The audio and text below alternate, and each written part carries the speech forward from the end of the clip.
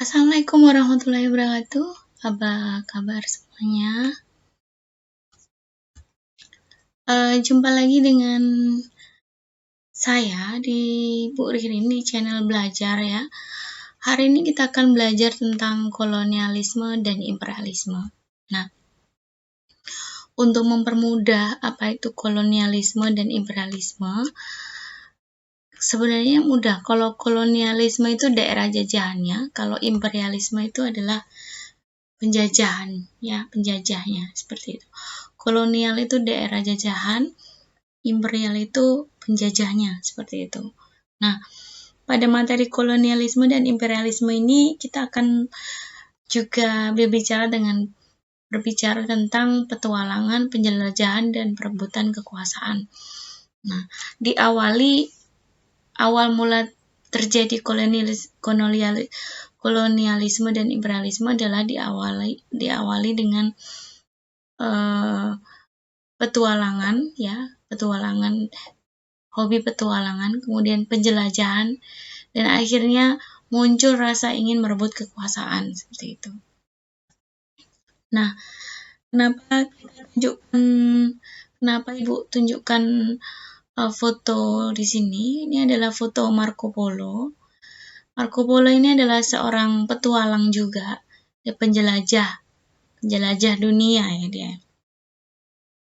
Nah, Marco Polo ini lahir pada tahun 1254 dan meninggal pada tahun 1324 ya. Marco Polo adalah seorang penjelajah, petualang. Dia juga seorang saudagar, dia berpetualang berkeliling dunia karena dia juga saudagar, istilahnya berjualan barang dari satu wilayah ke wilayah lain, dan dia juga seorang pengarang. Jadi apa yang dia alami selama perjalanan itu ditulis dalam bukunya, ya seperti itu. Marco Polo ini punya hobi menjelajah itu karena ilmu atau pengajaran dari ayahnya. Ayahnya bernama Niccolo ya, yang sebelumnya juga pernah menjelajah dunia, bahkan ayahnya pernah menemui Kubilai Khan. Nah, siapa sih Kubilai Khan? Kubilai Khan adalah kaisar Mongolia. Kubilai Khan adalah kaisar Mongolia yang kelima, yang berkuasa antara 1260 dan sampai dengan 1294. Nah, pada tahun 1271 dia juga mendirikan dinasti Yuan untuk memenuhi ambisinya yang ingin menjadi seorang kaisar Cina ya.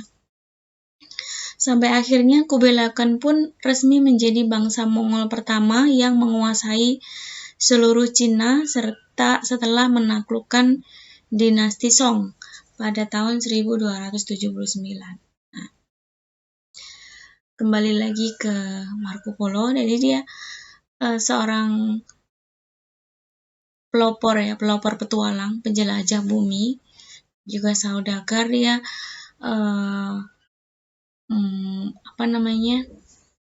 menjelajah dunia, berdagang dari satu tempat lain, sehingga dia bisa menemukan jalur sutra ya. Jalur sutra ini adalah kain yang digemari bangsa-bangsa Eropa, yang dirajut dari atau ditenun dari serat-serat benang sutra, seperti itu. Ini harganya sangat mahal, kain sutra digemari oleh bangsa-bangsa Eropa. Dan adapun jalur sutra ini ditemukan atau dibelinya dari Asia. Dan awal yang pelopor pertama ini adalah Marco Polo. Marco Polo ini kebangsaan Venesia ya, kelahiran di Venesia. Venesia adalah salah satu negara di Spanyol. Makanya terkenalnya sekarang yang menjadi pelopor dari penjelajah dunia itu adalah orang-orang Spanyol dan Portugis. Nah, ini jelaskan, bangsa pelopor petualangan, pelayaran, dan penjelajah samudra adalah Spanyol dan Portugis. Setelah Spanyol dan Portugis menyusul, kemudian Belanda dan Inggris. Nah, tujuan dari bangsa tersebut melakukan petualangan, pelayaran, dan penjelajahan samudra itu tidak semata-mata ingin mencari keuntungan dari berdagang, tapi dia juga punya tujuan lain. Perdagangan yang utama yaitu rempah-rempah. Selain sutra juga rempah-rempah ya. Rempah-rempah itu menjadi komoditi yang paling laris di Eropa dan juga paling mahal. Kalau misalnya dibeli dari Asia sekian, itu dijualnya ke Eropa bisa berkali-kali lipat, minimal 3 kali lipat. Nah, selain mencari keuntungan, dia punya tujuan lain yaitu untuk kekayaan atau gold ya. Kemudian untuk glory, kejayaan, dan gospel, penyebaran agama, atau kita kenal dengan 3G, gold, glory, dan gospel. Nah, latar belakang masuknya bangsa Eropa ke Indonesia. Kolonialisme dan imperialisme memiliki arti, tadi Ibu udah sedikit jelasin ya. Kolonialisme dan imperialisme memiliki arti penjajahan atau penguasaan terhadap suatu daerah atau wilayah oleh wilayah lain, atau penguasaan suatu bangsa oleh bangsa lain. Nah, bedanya imperialisme dan kolonialisme. Koloni sekarang. Koloni itu berasal dari bahasa Latin kolonia, yang artinya tanah pemukiman atau tanah jajahan. Nah, kolonialisme itu adalah suatu sistem ketika suatu negara menguasai rakyat dan sumber daya yang lain. Negara yang dikuasai disebut koloni. Daerah atau wilayah yang dikuasai disebut koloni. Nah, kolonialisme itu merupakan sebuah sistem. Kata imperialisme berarti berasal dari kata imperator atau artinya memerintah. Imperialisme merupakan suatu penjajahan langsung yang dilakukan oleh suatu negara terhadap negara lain. Penjajahan ini dilakukan dengan membentuk pemerintah jajahan atau dengan menanamkan pengaruh pada semua bidang kehidupan, baik itu dari segi ekonomi, sosial, politik, dan semuanya bidang, ya, penjajahan. Mengeruk sebesar-besarnya dari kekayaan atau potensi dari suatu wilayah negara untuk kepentingan dari negara penjajahnya, ya, seperti itu. Kekuasaan kerajaan Romawi Timur berakhir setelah jatuhnya Konstantinopel ke tangan Turki Utsmani, ya. Hal tersebut berakibat tertutupnya perdagangan di Laut Tengah bagi orang-orang Eropa. Bagi Turki menjalankan politik setelah Konstantinopel jatuh ke tangan Turki, maka Turki menjalankan politik yang mempersulit perdagangan Eropa yang beroperasi di daerah kekuasaan bangsa Turki. Dengan keadaan tersebut menyebabkan perdagangan antara dunia timur dan Eropa menjadi mundur, sehingga barang-barang yang dibutuhkan orang-orang Eropa berkurang di pasaran Eropa dan sulit didapatkan. Dan barang-barang tersebut terutama adalah rempah-rempah. Nah, pelaut-pelaut bangsa Eropa pada akhir abad ke-15, pada permulaan abad ke-16, berhasil menjelajah samudra yang luas sampai ke negeri-negeri baru seperti Amerika, Afrika, Asia Timur, termasuk Indonesia. Nah, ini adalah faktor yang mendorong bangsa Eropa mengadakan penjelajahan samudra. Yang pertama adalah jatuhnya Konstantinopel tahun 1453 ke tangan penguasa Turki Utsmani. Kemudian yang kedua, kisah perjalanan Marco Polo ke dunia timur, yaitu perjalanan kembalinya Marco Polo dari negeri Cina melalui pelayaran jalur laut, ya, melalui jalur laut. Dan yang ketiga, penemuan Kopernikus yang didukung oleh Galileo yang menyatakan bumi itu bulat. Kita akan bahas satu-satu, sebenarnya ada 4 dan 5, tapi kita akan bahas satu-satu ini. Ini jatuhnya Konstantinopel ke tangan Turki Utsmani, ya. kita cerita tentang sedikit.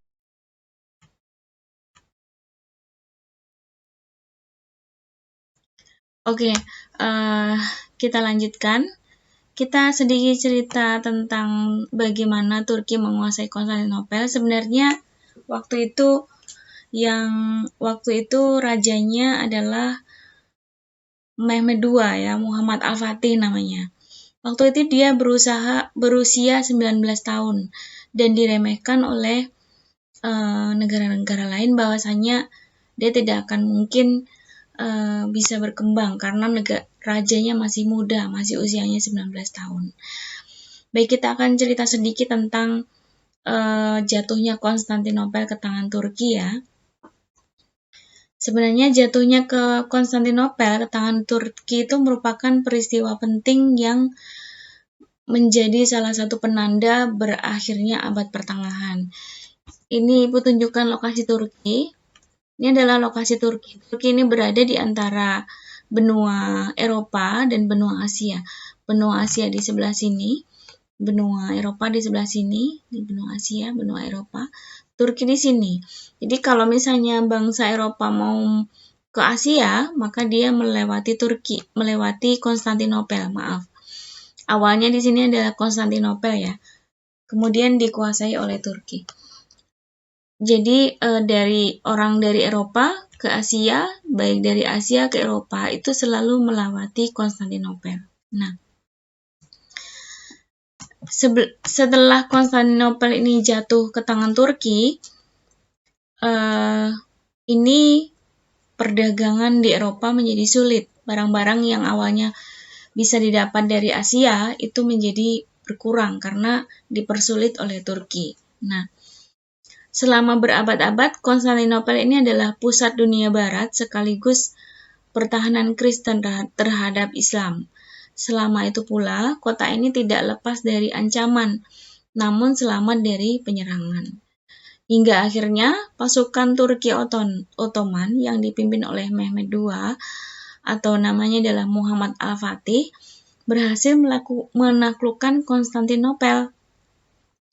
Kemudian Konstantinopel jatuh ke tangan Turki Ottoman pada tanggal 29 Mei 1453 setelah 53 hari dikepung oleh pasukan Mehmed II. Konstantin XI selaku raja pun terbunuh saat ibu kota kekaisaran Bizantium atau Romawi jatuh ke tangan Muslim. Ya, Konstantinopel yang terletak di tepi pantai Laut Marmora di dekat Selat Bosporus merupakan kota transit rempah-rempah yang pertama yang berada di sekitar Laut Tengah yang menghubungkan barang-barang antara Eropa dan Asia.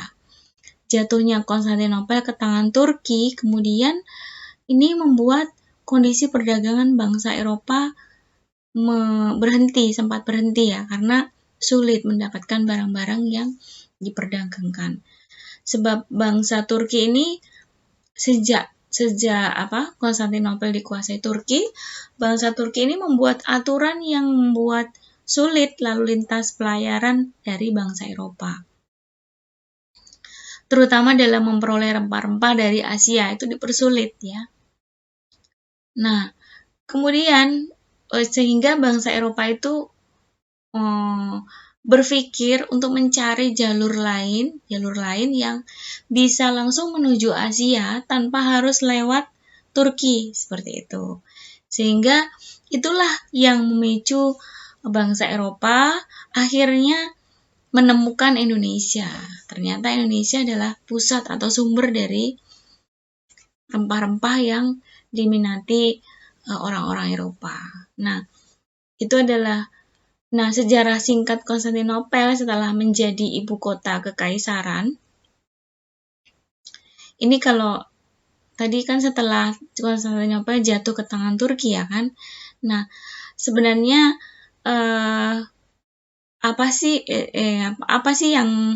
bagaimana sih sejarah Konstantinopel itu ya? Konstantinopel ini telah menjadi ibu kota kekaisaran setelah diresmikan pada tahun 330 di bawah Kaisar Romawi Konstantinus Agung ya. Dalam kurun waktu 11 abad berikutnya, kota ini telah dikepung berkali-kali tetapi hanya pernah direbut sekali sebelumnya selama Perang Salib keempat pada tahun 1204. Tentang salib kemudian mendirikan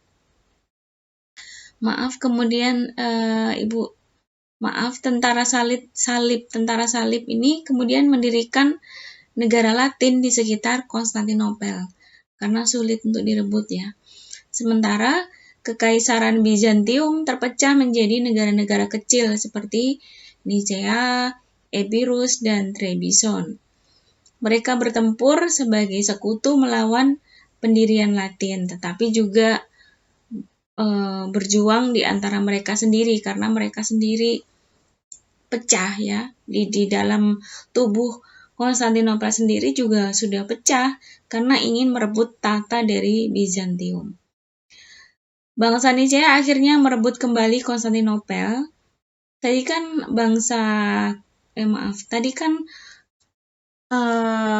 Konstantinopel di bawah pengaruh Kekaisaran Bizantium tadi kan kepecah menjadi Nicea, Epirus, dan Trebizond ya. Dan akhirnya direbut oleh Nicea ya. Jadi Konstantinopel jatuh ke Nicea, ke bangsa Nicea, dan kemudian membangun kembali Kekaisaran Bizantium di bawah dinasti Palaiologos. Setelah itu kekaisaran ini semakin melemah karena harus menangkis serangan berturut-turut oleh orang Latin, Serbia, dan Bulgaria, serta satunya tadi Turki Utsmani. Nah Turki Utsmani tadi dipimpin oleh raja baru namanya Mehmed II atau Muhammad Fatih. Muhammad Fatih baru saja mewarisi tahta dari ayahnya pada tahun 1451 itu pada saat usia 19 tahun ya. Baru lulus SMA udah jadi raja ya. Hal ini membuat pihak Eropa berasumsi bahwa orangnya masih muda, tidak akan mengancam keberadaan atau hegemoni Kristen di Balkan dan Laut Aegea. Bahkan bangsa Eropa sempat merayakan penobatan Mehmed II dan berharap minimnya pengalaman yang dimiliki Mehmed II atau Muhammad Fatih tadi akan menyesatkan Ottoman gitu ya. Namun ternyata mereka tidak menyangka bahwasanya penguasa baru ini berambisi untuk menguasai Konstantinopel. Sehingga Mehmed II mulai menjalankan rencananya dengan membangun benteng Bosporus di beberapa mil di utara Konstantinopel. Ini memang punya tujuan untuk menguasai Konstantinopel.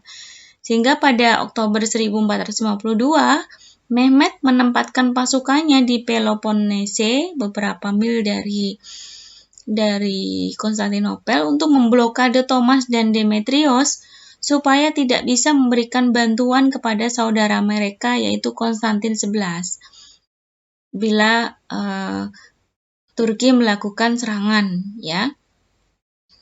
Kemudian berbekal persenjataan baru yang canggih pada 6 April 1453 Turki dengan sejumlah pasukan yang lumayan banyak ya, 80.000 pasukan muslim dipimpin Mehmed memulai serangan terhadap Konstantinopel yang jumlah pasukannya cuma 8.000 ya, di bawah pimpinan Konstantin XI. Ini adalah Kaisar Bizantium yang ke-57. Nah, pada saat itu Mehmed II atau Muhammad Fatih ini usianya 21 tahun. Ini menyerang Konstantinopel, ini berhasil melewati tembok pertahanan kota bersama bala tentaranya yang sangat besar ya. Setelah 53 hari dikepung, akhirnya Konstantinopel ini jatuh ke tangan Turki ya pada tanggal 29 Mei 1453. Dan ini menandai runtuhnya Bizantium dan berakhirnya abad pertengahan. Nah, setelah menaklukkan kota, Mehmed II menjadikan Konstantinopel sebagai ibu kota Ottoman yang baru untuk menggantikan Adrianople.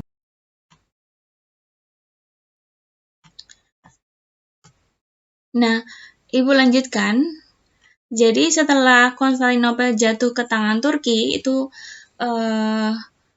Mehmed II menjadikan Konstantinopel sebagai ibu kota Ottoman yang baru, ibu kota Turki ya, yang baru, dan menggantikan Adrianople, seperti itu. Nah, akibatnya apa sih dampaknya jatuhnya Konstantinopel ke tangan Turki? Ini perdagangan di Eropa sulit ya, dan itu salah satunya ya. Dampak jatuhnya Konstantinopel sangat besar sehingga mengubah peta kekuatan di wilayah Mediterania dan memperjelas ancaman bagi pemangku kepentingan dan bangsa-bangsa Kristen. Orang-orang Eropa sangat terkejut dan melihat peristiwa bersejarah ini sebagai bencana bagi peradaban mereka. Sementara di dunia Kristen, penaklukan ini mempengaruhi kehidupan agama, militer, ekonomi, serta psikologis mereka. Mereka khawatir kerajaan Kristen Eropa lainnya akan bernasib sama seperti Konstantinopel ya. Selain itu banyak ilmuwan Yunani dari Konstantinopel itu mengungsi ke Eropa, pergi ke Eropa mengungsi dan menumbuhkan ilmu pengetahuan di sana. Maka di Eropa banyak ilmuwan-ilmuwan baru ya. Nah, salah satu dampaknya Konstantinopel ke tangan Turki bagi bangsa Eropa adalah terputusnya jalur perdagangan rempah-rempah yang awalnya dari Eropa melalui mampir transit di Konstantinopel baru ke Asia, ataupun sebaliknya, itu jadi nggak bisa lewat Konstantinopel lagi. Sebab Konstantinopel yang udah dikuasai Turki itu membuat aturan yang mempersulit lalu lintas pelayaran bangsa Eropa, terutama dalam memperoleh rempah-rempah. Intinya, jangan sampai rempah-rempah itu ke Eropa gitulah tujuannya Turki ya. Keadaan ini mendorong para pedagang Eropa mencari jalan lain untuk sebagai suplai rempah-rempah ke Eropa tadi. Nah, akhirnya menemukanlah Indonesia ya. Mereka langsung datang ke Indonesia sebagai sumber daripada rempah-rempah. Penjelajah samudra kemudian mencari cara bangsa Eropa untuk mencapai Asia dan akhirnya mencapai Indonesia tadi ya. Itu adalah sedikit sejarah ya. Selain itu, sebab kedua adalah penemuan dari Kopernikus ya. Kopernikus ini adalah salah satu astronom, dia mengemukakan tentang heliosentris. Apa sih heliosentris? Heliosentris itu adalah bahwasanya ternyata matahari atau helio itu adalah pusat daripada tata surya. Jadi bumi mengelilingi matahari. Sebelumnya memang pernah ada ilmuwan yang mengatakan bahwasanya matahari mengelilingi bumi, tapi kemudian dibantah dan Kopernikus mengemukakan hal yang baru bahwasanya pusat dari tata surya itu adalah matahari. Jadi istilahnya dikenal dengan heliosentris. Nah, pendapat Kopernikus ini didukung oleh Galileo. Nah, ini adalah Galileo. Galileo juga salah satu ahli fisika atau astronom. Dia juga mengatakan hal yang sama tentang bahwasanya pusat dari tata surya adalah matahari. Jadi bumi mengelilingi matahari. Nah, kemudian juga selain itu penjelajahan atau petualangan bangsa Eropa ke Asia itu juga didukung oleh ditemukannya kompas. Ini adalah kompas. Kompas ini penunjuk arah ya. Ditemukan oleh William Thomson sekitar tahun 1877. Ini mendukung sangat membantu perjalanan atau penjelajahan dunia oleh orang-orang Eropa ya. Nah, selain itu, selain ditemukan kompas, juga adanya semangat reconquista. Apa sih semangat reconquista? Yaitu semangat balas dendam. terhadap orang-orang Islam dimanapun dijumpai. Kenapa? Yaitu tadi karena Konstantinopel jatuh ke tangan Turki, ya, Turki yang negara Islam, dan sehingga jalur perdagangan di Eropa ke Asia itu putus, ya. Nah, ini tujuan bangsa Eropa menguasai Indonesia. Ada beberapa. Akhirnya kan tadi setelah Konstantinopel dikuasai Turki, maka orang Eropa mencari jalan lain, ya, mencari jalan lain bagaimana caranya menuju Asia tanpa harus lewat Konstantinopel. Dan akhirnya ketemu sendiri, langsung ke Asia, ketemu sendiri dengan Indonesia. Indonesia itu juga jalur perdagangan dunia, ya. Jadi transit perdagangan dunia lewat Indonesia. Kalian juga tahu bahwasanya Indonesia terletak di persilangan dunia, yaitu di antara dua benua dan dua samudra. Di antara dua benua, yaitu benua Asia dan Australia, dan di antara dua samudra, yaitu Samudra Hindia dan Pasifik.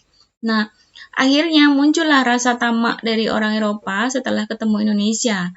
Mereka ingin menguasai Indonesia. Apa sih tujuan bangsa Eropa menguasai Indonesia?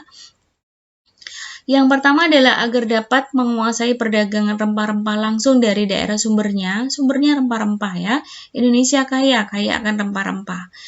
Dan cara tersebut dilakukan dengan menerapkan monopoli perdagangan yang pernah diterapkan oleh Belanda di Indonesia, itu VOC, itu salah satu bentuk dari monopoli perdagangan. Kemudian tujuan yang kedua adalah menguasai wilayah strategis untuk perdagangan dan basis militer. Kemudian yang ketiga, mengeruk sebanyak-banyak mungkin kekayaan sumber daya alam suatu wilayah Indonesia.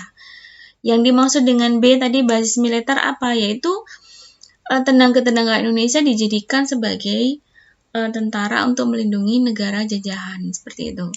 Ya.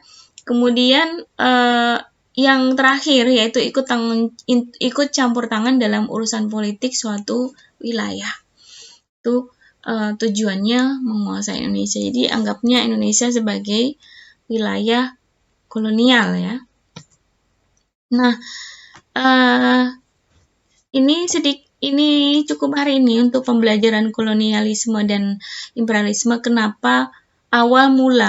Bagaimana orang Eropa itu bisa menguasai Indonesia, bisa berkeinginan untuk menguasai Indonesia, itu alasannya pertama seperti itu. Nah, semoga video ini bermanfaat, ya. Bila ada pertanyaan silakan komen di kolom komentar atau chat melalui WA. Jangan lupa like dan subscribe serta share. Semoga video ini bermanfaat. Jaga kesehatan. Sampai di sini, sampai jumpa di video berikutnya. Assalamualaikum warahmatullahi wabarakatuh.